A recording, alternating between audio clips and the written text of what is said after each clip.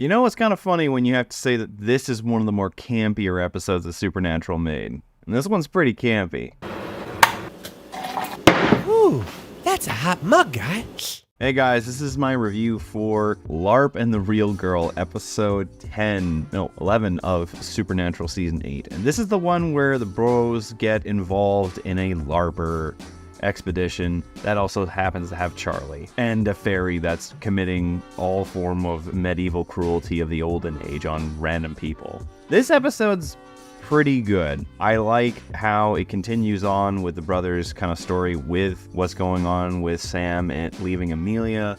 And then we get introduced into probably one of the cheesiest and nerdiest episodes that they ever did with the LARPers. They found a guy who's been drawn and quartered, though in his house with no horses around. And then this other guy who, I will admit, I'm happy they didn't fully nerd him. Like, they make him a sympathetic person, and he's like, you know, wands and duels was like, it's a gang, guys. And then he, unfortunately, literally gets bloodletted in the room by himself. And then they go into the LARPers group. One of the funniest bits ever happens with one of the LARPers pointing out how Sam and Dean's FBI badges are fake because of the notable insecurities. It's quite funny because the amount of law enforcement people that they've dealt with that have never actually seen that, and then this just happens. It works for the episode, but it's like, wow, okay, how long have they been able to get away with this? And how much of your disbelief is supposed to go? But again, this is a random point. It's actually kind of funny to think that these guys have been using something that's not really up to date, and in the end, the guy who's pointing it out is in fact the villain of the episode, which is probably the weakest bit of the episode. This guy, he's kind of a wiener, to be honest. Everything else about the episode is really fun, though. I like how Charlie is the queen, and she is basically the female swooner of the entire town. Like, all the ladies are after her. I thought that was kind of funny. Noticing a lot of these maidens checking you out. What? I can't shut this down. It's good to be queen. But again, it does bring me back to my bone of contention about Dean calling everyone nerds, and he is totally nerding out here. Now we have to put a counter, counting the amount of episodes until Dean calls Sam a nerd for something, because he nerds the fuck out in this episode. This is the most nerdy I've ever seen Dean. At one point, he's like pointing out strategies with stuff on the board. It's like, how does he even know this shit? It's not a negative against the episode at all. I am just pointing out something that I noticed in season 7 or season 6, and it was literally confirmed the following episode, where Dean called Sam something nerdy the previous episode, and then he does something nerdy and be like, why do you not understand this? This is very refined geek culture knowledge. You should have this. But going back to the campiness of this episode, it definitely feels like this entire episode is straight out of a kid in King Arthur's court. The sets, the design, the music, it is so low-key fantasy, but it just works. I think it's because of the humor, because of the characters, because of the acting. I think everything kind of blends well. You enjoy the little humor about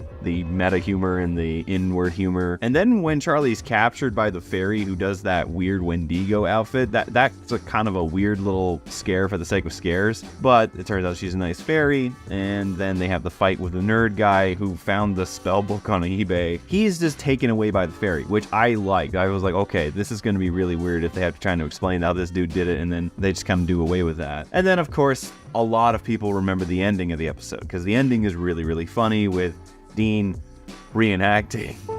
Would you be willing to trade all the days from this day to that for one chance? Is that the speech from? It's the only one he knows. Just one chance! From Braveheart, and then it's all of a sudden interrupted by a person playing Frisbee. I liked that. I thought that was funny, especially also the credits at the end. I thought that was really good too. Overall, this episode's fun. It has a lot of good humor. It talks about something that's very lighthearted for Supernatural. I think that it's okay when they dip into this every so often. To dip into it all the time, like season 12, really 13 to 15 would do. It got a bit much. If you took these in small doses, these episodes were okay, but all the time it got ridiculous. Whatever that last holiday episode in season 15, I fucking hated that episode. It was so goddamn corny. This is okay in comparison to what we've had before, because we've literally had a lot of really heavy shit with Benny, Sam, and Amelia, and then Castiel being basically mind warped. So having this episode in this mix wasn't bad. Was the villain weak as fuck? Absolutely. But does the rest of the episode kind of make up for that? For the most part, yeah. So in the end, I'm going to give LARP and the Real Girl, by the way, what a weird reference to a completely different set of media. Lars and the Real Girl is actually a really good movie, but it's completely different from this. Anyways, the rating for this episode is 5 out of 7. It's a funny romper one. It's got good humor, it's got memorable stuff, and the ending's really good too. But those are my thoughts about this episode. Let's see what you guys say. LARP and the Real Girl is a breath of fresh air after the previous episode was dark. It's crazy to think that this is the episode where Charlie came back after season 7. As someone who has experienced LARPing, this episode is such a love letter to it. Plus, I really love how the episode really emphasizes that Dean and Sam should do things that are fun too. The villain being a crazed nerd who hates cheaters is definitely a poor motivation for murder. Yeah, he is definitely the weakest part of this episode, but I do love how he calls out Sam and Dean's fake badges. Yeah, there's a whole, thing now with that I'm gonna have to, be like, how many times am I gonna use these now? I especially love how Dean lets out his inner nerd and bonds with Charlie. The next time we see her in this season is my favorite episode of her. Ooh, excited for that.